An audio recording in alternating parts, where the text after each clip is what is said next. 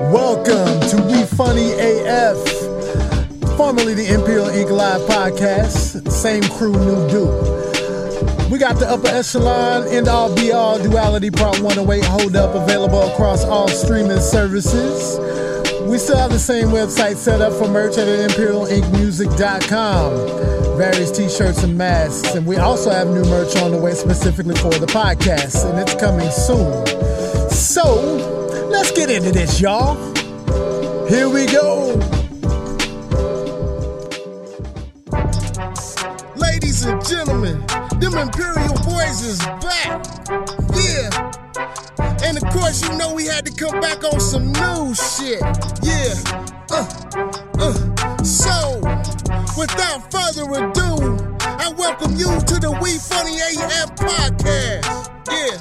I'm the one and only Figgz. I'm with my main man Figgz. And we about to take you there. Let's go. We Funny AF. We Funny AF. We Funny AF. We Funny AF. We Funny AF. We Funny AF. We funny, we funny, we funny, we funny,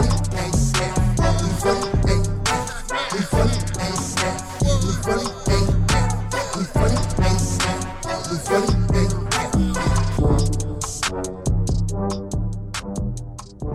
Welcome to We Funny AF. I actually came up with this ear to the street. About damn time. And it's going to be an interesting take on what we do when we make music and such like that. Okay. The thing is going to be, I want to talk about the difference between MCs and rappers as well as producers and beat makers, and how there's a divide in hip-hop eras. That's kind of three things I was wanting to address. Okay. You know.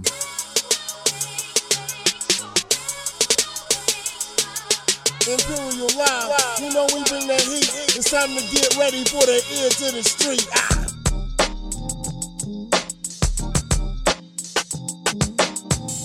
The first one, you talk to the right man.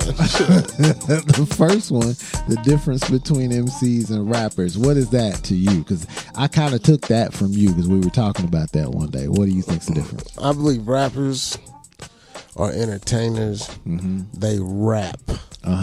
You know, I believe an MC should be able to move the crowd. An MC takes command of your ear with lyrics or, you know, just demanding your attention. Right. Rappers, they rap.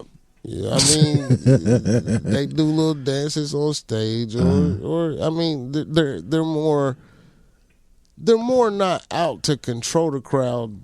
They're more out to just entertain them. Entertain the crowd. Okay. Yeah. You got any different examples?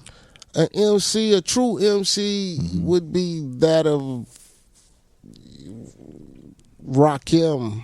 Okay. You know, when Rakim came, he was serious. He wasn't playing no motherfucking games with your ass. That's still not my favorite. Like, we fight all the time. You know, usually it's Big Daddy Kane for me. But I just, if there was a poster for what an MC should look like, I mean, I can't lie, him or KRS-One or well, you said Big Daddy Kane. How do you differentiate between an entertainer and a MC with Kane? Because he did both. But where Kane came from was MCing. Okay. Now, when the niggas started wearing robes and sexy chocolate and shit, we got kind of away from the MCing, more of the entertainment. That's more the entertainment part. Yeah. Okay. You know, a rapper. I think when we were first talking about this, we were talking about MCs not MCs, but rappers like Glorilla. Yeah. Who was the other one?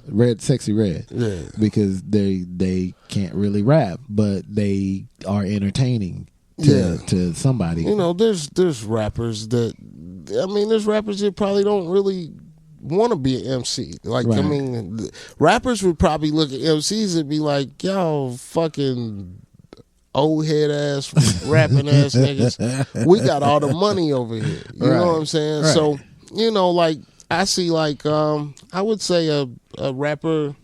I'm trying to think of a good example of somebody who's. I mean, 6ix9ine is definitely a rapper, right? Even though we hate his guts, but he's definitely a rapper. I don't think his roots.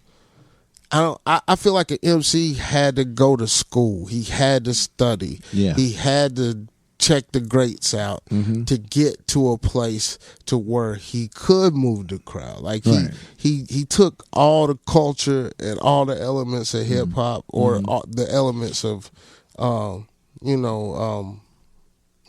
MC. It's the rap. Well, you said all the elements, master of ceremonies. Yeah, you know, they took all of that and balled it into one to make a good MC. Yes, you know? And can entertain you with their words, with their charisma, with the Other way they than bring just their entertaining. Yes, yes, without the gimmicks. Right, and like I think LL is a good example of that too. True MC. Yeah, true MC. But True that motherfucker MC. will put a show on. True you know MC, what I mean? Yeah, and he can run a show. I think MCs like that. Yeah, I completely agree. Right. I mean, it's not that you have to be dull to be an MC. Right. You just demand your audience. Like Busta Rhymes is a true MC. He can move a fucking crowd from here to, if he said, "Let's go outside," niggas they gonna follow his ass. Like I mean, like he's just good at that. You know, Chuck D, another one. Yeah. Chuck D will make you go get your gun and look for the government. Like I mean, you know, Ice Cube was a true MC. Like I could name. I mean, Pac was an MC. Right. You know, it was really no bubblegum shit over here. Right. He wrote from the heart. And he delivered in a way that you felt his motherfucking passion. Right. You Well, know since what I you mean? said there was no bubblegum involved, what about, do you think there are any such thing as a bubblegum MC? Yeah. I mean, what do you consider Will Smith? he was a good MC. Right. He was a good MC. Right. His topics may have been a little bit less serious. Right. But I seen Will kill a fucking crowd. You know what I mean? Oh yeah. So like, you know, I mean, it's not really all about your content as it is control over Yeah. the crowd and getting them to move the way you want. yes, Right. with your words and, Right. and people believing and feeding into what you're saying. Yeah, that's like when I was saying that about Sexy Red online. Somebody, not Sexy Red, Glorilla online. My boy Blev. Shout out to Blev for he directs a lot of the videos we've done, and he was saying, "But you got to support her because she's from Tennessee." I'm like, I can't. I can't support her as an MC because she's not. You know, she's not a good MC. And now I told him that if she worked on her skill, came back in a few years and was killing it, yeah, I would give it to her all day long. Hell, I'm not even as mad at Glorilla as I am Sexy Red. Really? Or, you know, I mean, To me, they almost one and the same. The only difference is that Sexy Red has more rhythm than Glorilla does. I think Glorilla actually tries to say something, though. You think so? Yeah, I mean, it's that Memphis hardcore shit, but Yeah. and it's a tad slightly offbeat, but Oh, boy! I knew you was gonna say something, but at the same you time, giving it way more credit than I mean, I don't even know if I understand what Sexy Red is saying. Like, I mean, I don't even understand that shit. Like, so.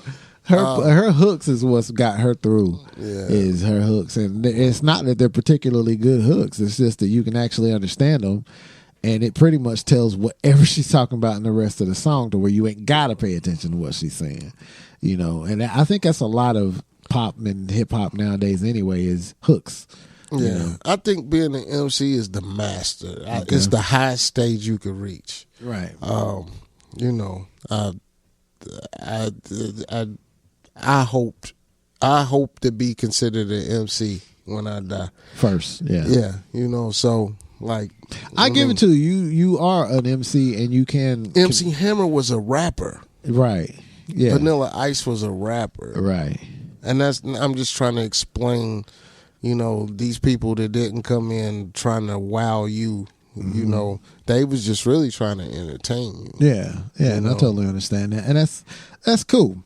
You know, I just don't want people to mislabel certain people as something they're not. You know, because I admire entertainers. You could tell when a motherfucker has studied. You could tell when a motherfucker has done the due diligence to the hip hop. You know what I mean? Yeah. You can hear it in the way they spit. You can hear it from the, you know, you can say, hey, he sounds a little bit like that. He sounds a little bit like you. I mean, you can hear it because, I mean, they taking it all in and they spit it back out. I mean, I get a lot of times I sound like Redman. Right. You know what I mean? And really, honestly, I probably do. And the reason why is because I watched how he attacked tracks. I watched how he came on a track. I learned how from the moment he stepped on some shit, his goal was to get your attention. Yeah.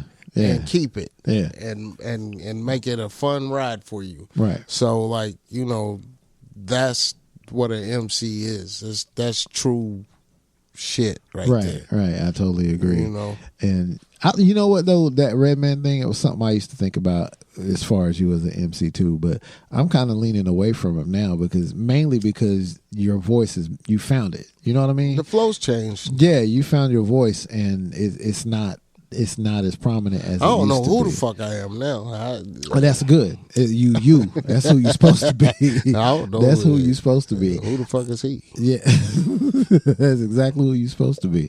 I wouldn't even consider myself an MC. I get comparisons all the time. Who else do you? I got compared to Raekwon. Oh, really? Yeah, compared to Raekwon, which I love because I love Raekwon. But you know, right? I think Raekwon is really. I think you just hear differences. Like, you know, I could spit a verse over here, and then I could spit a verse over here. And some people hear little things that might remind them of Nas over here, and then remind them of. I mean, of course, I get Redman more than anything. But you know, it's. I don't think it's just. I don't think it's just one way now. Right. I concur. And in sort of the same topic, we was going to talk about also the difference between producers and beat makers. I had this conversation with somebody before and I almost argued with them because I kept saying those are completely two different things. You could be a beat maker all day long and just churn them out. Right. But a producer can make beats, but they also pull the performance out of the artist. Right. And that's a whole different skill set. Right. You got to learn what the artist's skill set is, and you got to play to that to make your best performance come out. Like, and I give you an example. Working with you, there's only been one time that I made you not do something. And it was just because you literally had just wrote the rap and didn't really feel it, and you wasn't feeling it. No, don't try to sugarcoat it, nigga. We done been here. No, I know. We done talked about it. Yeah, and but you told me the shit was whack. That's not what I said. That is not at all. You said take that shit home and don't come back until it's right. It ain't right. I didn't say it like that, but it's that's pretty whack. much. I didn't say that. I did not say that. I just said you wasn't comfortable with nigga, that ain't it. I did say that. Get out. I didn't do that. Yeah, I did not say get out, but I did say, nah, this ain't it. And it was just because it was, I think literally you finished, and you've done that before. You've wrote, like the 37743 album, a lot of that was wrote in the studio. Yeah, laying on the studio floor. Yeah, and that was dope though. That was with different. No shoes on. Yeah, but that one time it was just something you was not ready with it, and you knew it. You knew you wasn't ready for it. Well, to my motherfucking defense, I wrote this shit, and sometimes I get lazy and I have this thought of writing it with just the beat in mind, not necessarily listening to the beat. Right. And I think that I got a little ahead of myself in some of the bars. I'll be telling you and Wi-Fi constantly to write to beats, but write with breath control in mind, and y'all refuse. Hey, to I've do that gotten shit. better. You have, but for the most part, y'all Negroes will run on lines that you cannot possibly keep going with because you got to breathe, And, but the funny thing about it is, when we do that, we can do it at home. Yeah, we do it with no problem. yeah. And then we come in here, and then you got to raise your voice. And Yeah. you gotta. Then it takes more breath from you. Yes, exactly. Yeah, and so- you got to write to that though. You got to write to that. So we ain't gonna stop. You just hit record, and we do have punch buttons. Yeah. And you just shut the fuck up and produce. That's what you produce the shit. That's what I'm doing when I tell y'all Negroes to write the right kind of way. Yeah, well, I don't think I've ever took that advice from me ever. Is to write. Nigga, don't. I don't think you have. You got like I just come in here and fuck up everything. You get on me more than anything. You'll say when I'm coming in, you'll be like, you didn't breathe the right way. You didn't breathe enough. Well, you sometimes do come in without taking a breath, but then you expect to do these long ass lines that you can't fucking do because you didn't breathe. Okay, Puffy. You think you Puffy? I don't think I'm puffy. Now, like if anybody asks me what a producer compared to a beat maker was, I would say Puffy is a perfect example for a producer. Okay. Now, he might not touch the drum machine much. Right. But he sits and he says, I want this to sound like this, and I want that to sound like that. Yeah. We're going to put it together like this. We're going to have him on it. We're going to have him on it. And he puts it all together. Now, that's an ultimate producer. Yeah. I think Dre's like that, too. Yes. Even though he can play, I think he still pulls the instrumentation together the way, like you were saying, almost like a puzzle. Yeah, but I think Timbaland's probably a big producer more than just a beat maker. Yeah. Now, I'd say Ninth Wonder will throw you a beat and tell you to kill that shit and don't look back. Primo ain't gonna be like, nigga, you should say this right here. And you don't think so? Now, Kanye's a producer. I've sat and watched him maneuver people, and they're doing what he wants them to do. Yeah, and he's a beat maker. On top of it. Yeah. So, but well, we're talking about producers in general. RZA probably just say, and this ain't even in hip hop. This is like music in general, and that would be Quincy Jones. Yeah, he's not huge on. I'm not sure if he plays instruments or not, but he can tell you what you want, what he wants, and he's gonna pull it out of you. You know Quincy what I mean? played the horn, didn't he? I think so. He was playing the horn in the Ray movie. Yeah, I think he played. That's what he did. Was it trumpet? Trumpet. Yeah. So the idea that you have to. I've gotten arguments, like I said, with people who make beats and they get mad when I tell them they're not a producer.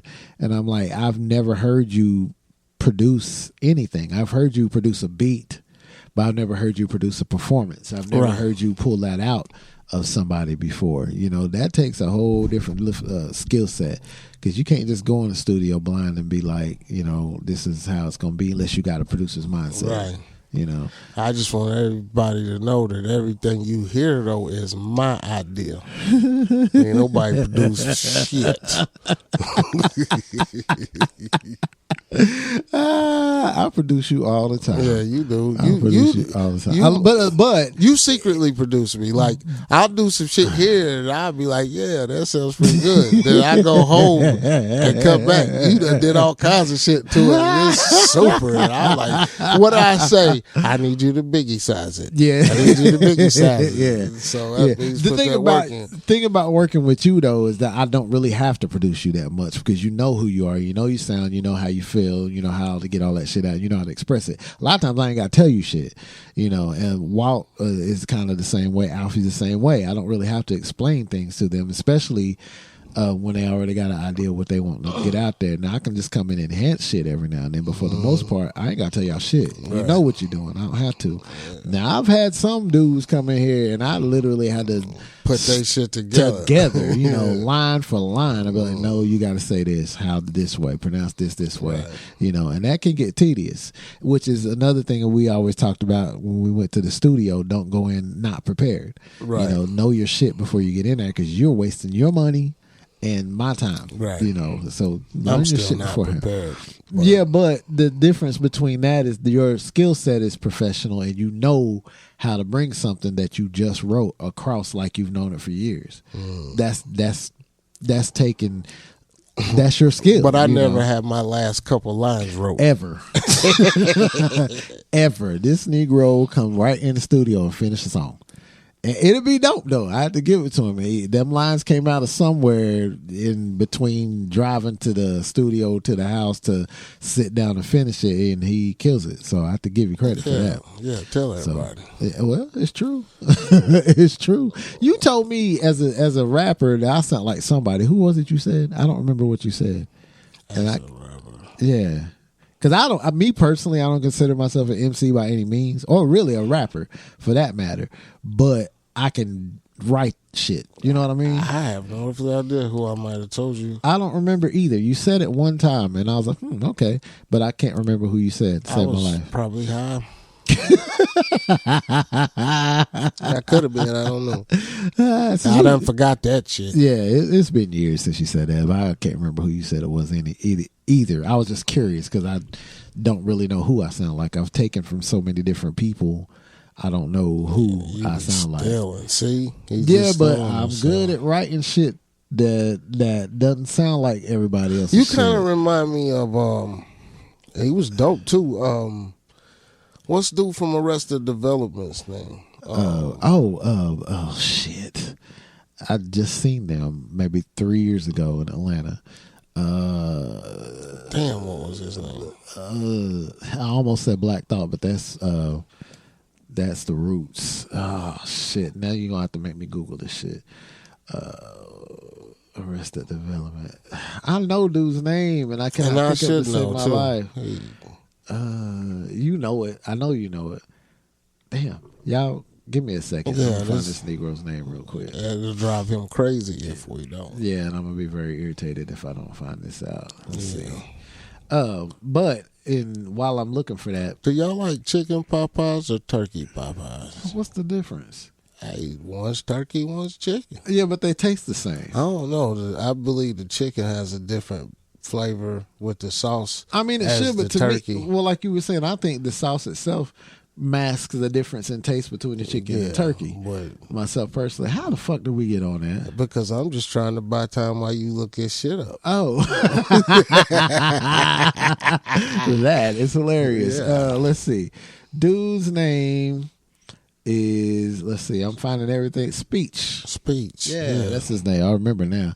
But I'll take that. Speech is dope. Yeah, I'll take that. He's very clever. And he sings too. Like, y'all do that. Like, that's who you used to remind me of. I'm sure somebody different now. I have to listen to you and see who it is. You always tell me that I write dirty shit all the time. Yeah, you do. That's all you do. That's not all I do. Nigga, you are the most I ain't perverted person I know.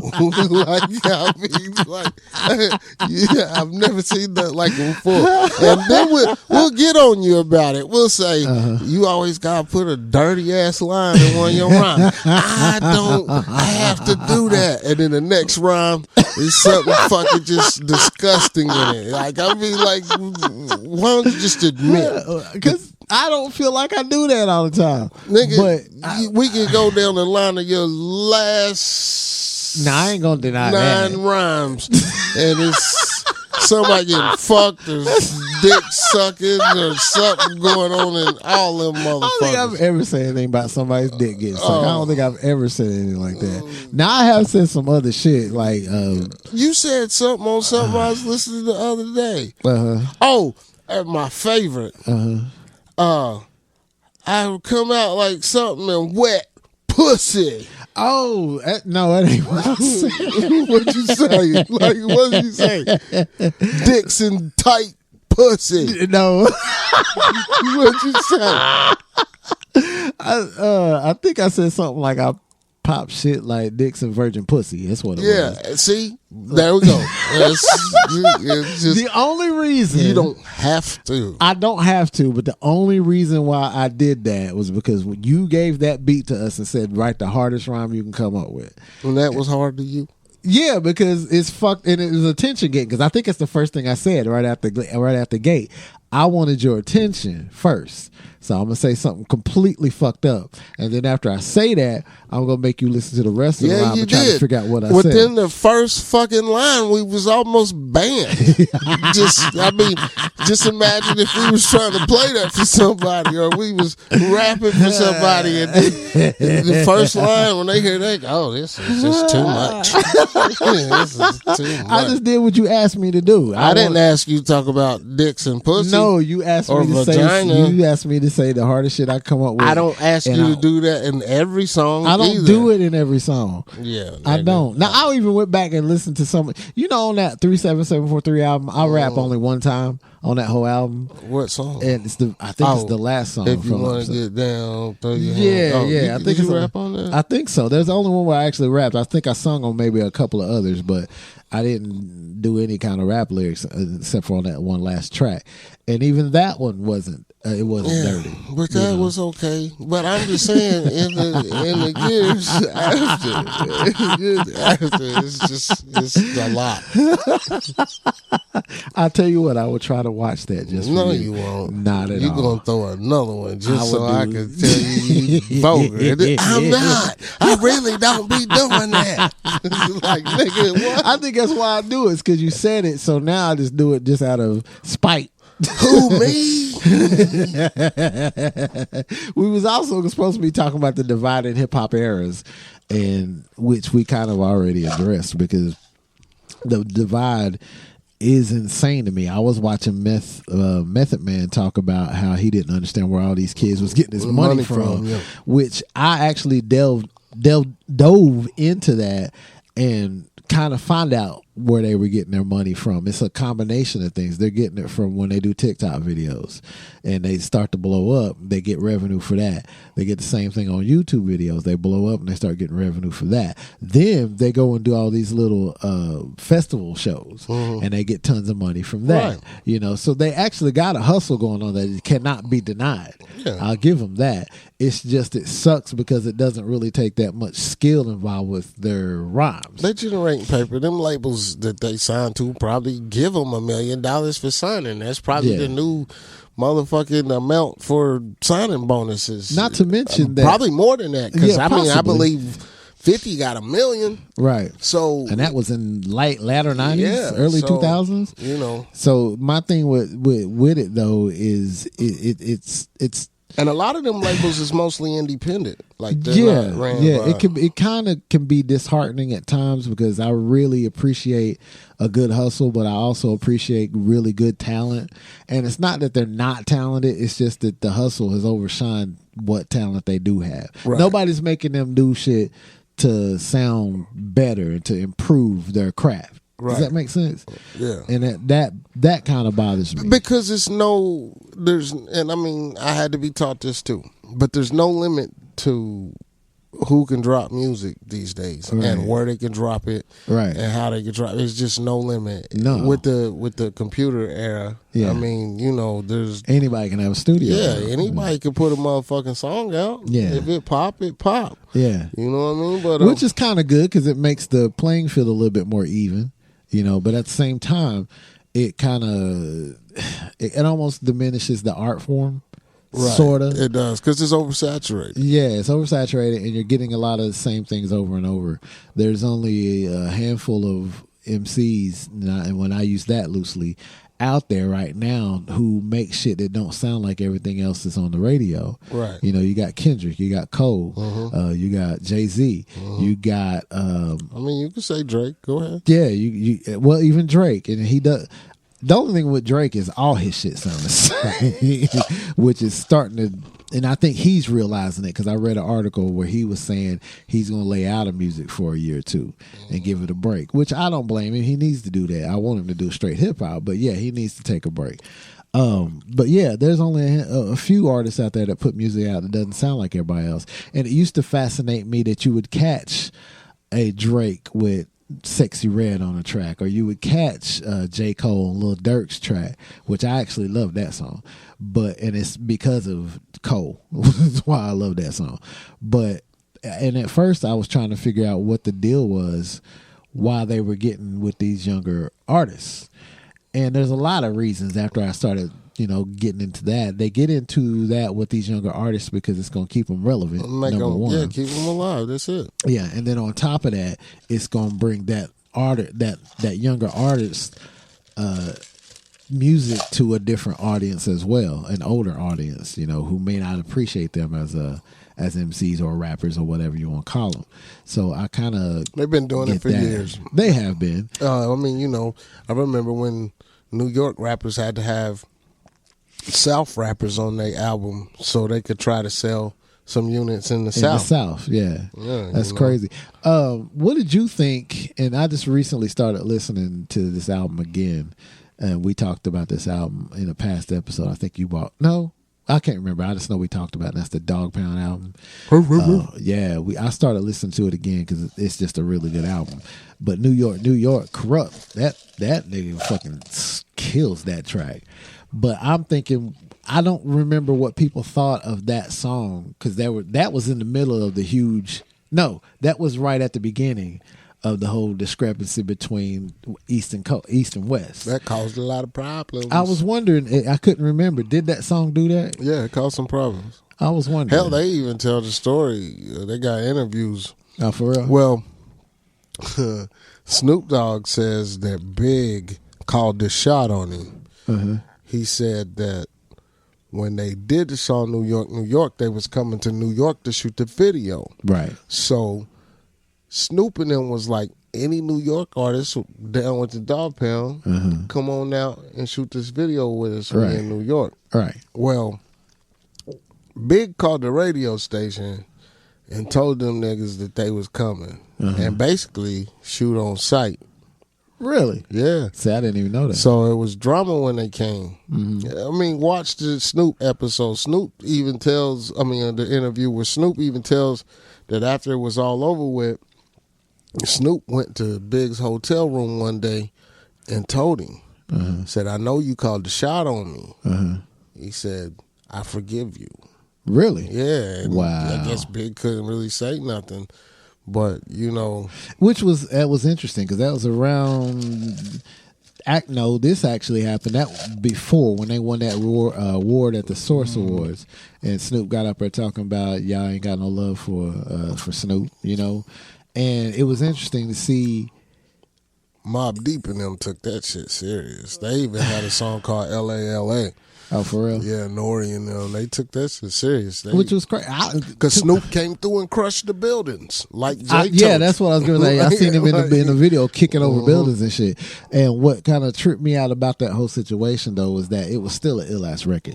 That record was so dope. Nobody could say nothing about that lyrical display that Corrupt put on that track because he fucking murdered that shit. Could be top 5. He murdered that shit. He was saying some of the most clever punchlines, and he said something about lyrical telekinesis and shit. I was like, damn, he was on point on that track. They labeled my vocabulary abusive. Yeah. I pack more knowledge than Confucius. Yeah. I'm deadly. Yeah. I was like, damn, son, he was killing it on that record. And it just bugged me out that I'm all ready to put work in. Take 10 steps and turn and shoot the first nigga smirking. Corrupt ain't no joke. Well, but yeah, I love that track, and I always wonder what happened with it because I remember hearing little whispers here and there, but I didn't know exactly what happened. It was massive, but that that it was always that East-West controversy right there. And and it sucks because there could have been so many.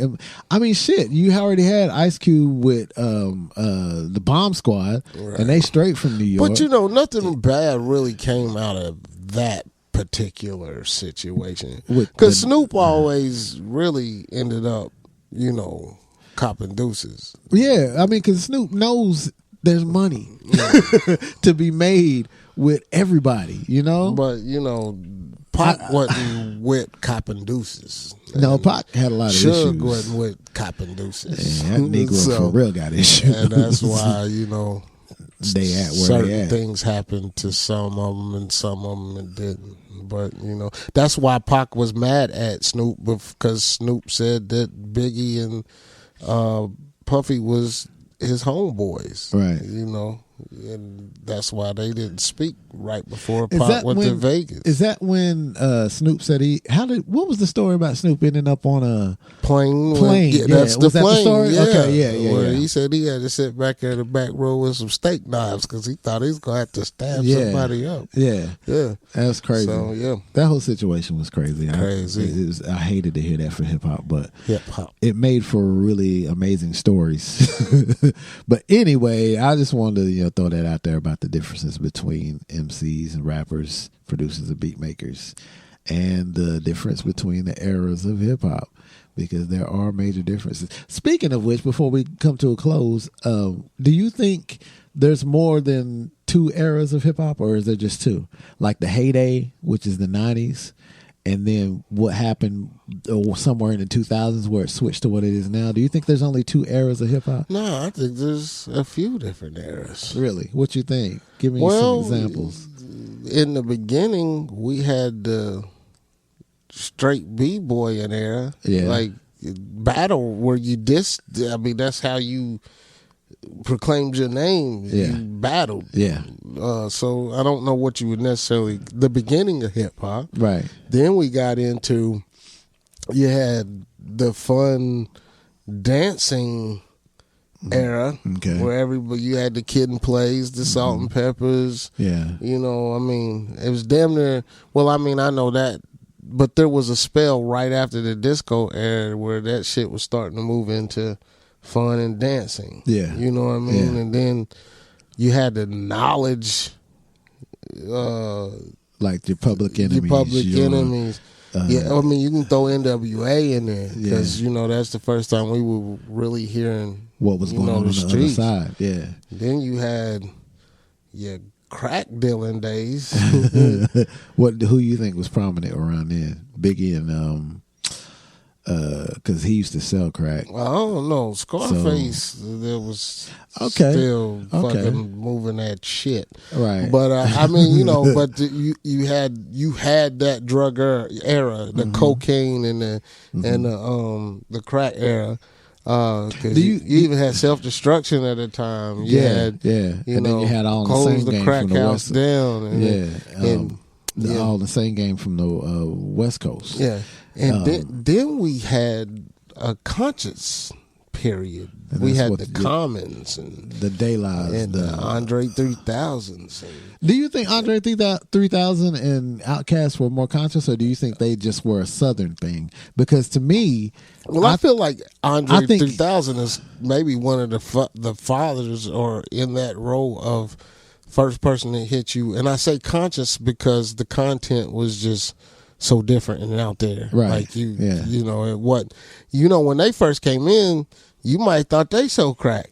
yeah, yeah. And then it went from that to this nigga took you on some of them stories and rides, wasn't your normal Right, for hip hop. right. You know what I'm saying? Right. So I give him credit for that. Do But you give Outkast and what Goody Mob and all them from the South, from like Atlanta and stuff? Do you give them credit for the whole Southern part of hip hop? Yeah. Or is it just partial? Because then Oh, you no. also have Memphis rappers too. I don't take nothing. Look, at a time when we was coming up, you had some hard shit over there. You had the Ghetto Boys, you had 666, you had all of that. And it was still South. We loved it because it was South. But Organized Noise and that camp in Atlanta took you somewhere that just musically that was different than everything else you was listening to. Right. It was different than your Waka Flockas. Right. It was different than your trap boy shit. Right. You know what I mean? So, Right. I mean, I loved it. Like I got on the train. Right. And I rode it, all the way. Right. But, What about, since we're talking about the differences in eras, when do you think it started to switch into what it is now? Well, we had the shiny suit era. Okay. When the shiny suit era came, I think people started seeing that you could make more money than ever in this rap thing. Okay. We even had LL putting on glittery shit. And, I mean, I'm not saying that was the cause of it or anything, but I think that it started getting there. You had less and less underground music. It was starting to be, I mean, the record labels started fucking taking over. Okay. And they wanted you in certain ways. So, and then, we had the Eminem era. Okay. That changed a lot of shit. Because then all the labels wanted to find a white boy. Right. Now and I'm probably skipping a couple eras, but now we are definitely in the raunchy women era. I mean, so I feel there's a lot of different eras. I forget one big era, but I could go back to when it was Goody Mob, but Atlanta took the fuck over. And really, since Atlanta had it, I don't feel like nobody's ever taken it back. Right. I feel the West Coast is always strong, and the East Coast, they got quiet for a while, but they still doing their thing. But once Atlanta got it, nigga, they had a hold on. Yeah, I feel like I don't know how to disagree with that. Right.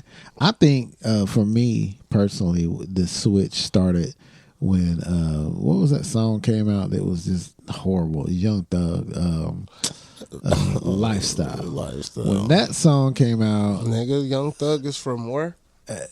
Where is he from? Atlanta. I think. Yeah, but it changed. It changed to but T.I. wasn't even doing shit like that. Jeezy. I mean, when T.I. kind of was like king of the trap, which is cool, but it started switching into something else when that Young Thug record came out. I mean, I'm not comparing them to the Young Thug record. No, they're just from the same area. Atlanta people. I mean, just the amount of people up until Young Thug. Yeah, and the Migos. Yeah. Because they from Atlanta, ain't they? So but it switched to what was people considering mumble rap, which is insane because I watched Migos from the beginning, and I was not crazy about them when they first came out, but as they started getting better at their craft, I started kind of connecting to some of the shit they were saying because it was they were getting better.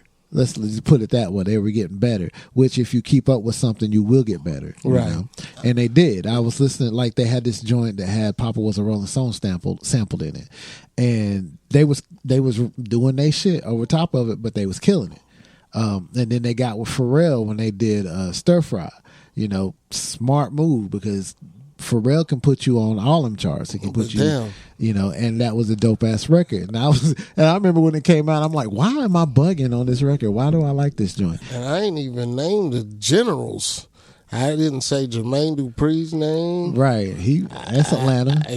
I mean, I believe he's the one that started all that shit to where it got to where it did. Yeah. For a minute, he was the sound. Yeah. Of the South, really. Yeah, you're right. Between him and, like you said, Organized Noise, they were pretty much killing it. Then there's Ludacris. Where's he from? He's from Georgia.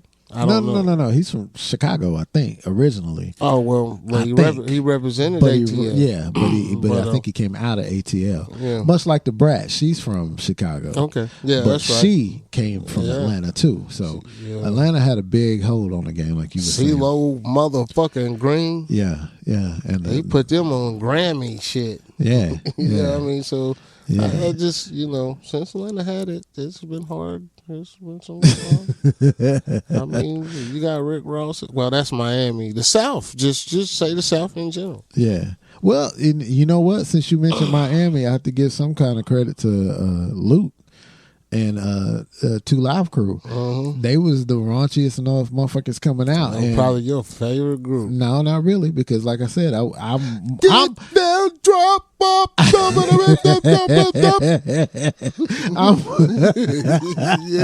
I'm more about a skill set than I am raunchiness. If you can be skillful with raunchiness, if you do it right. But I'm more about MCs that could actually write something to make you think, as opposed to just being dirty. I opened for 2 Live Crew. Did you? And I got to meet China Man. Oh, for real? God rest his soul. How was he? Well, he was good, but the funny thing was I was drunk. So when I went up to China Man, I said, man, I just want to thank you for helping me get all these bitches loose all through my life. Because y'all shit come on it. They started jumping and gyrating. I was like, thank you, man. I shook his hand. He laughed and I laughed. And that's cool. That's real cool. That's like when we did the show at Digital Underground and I was sitting and I was talking to Money B before I met Shock G.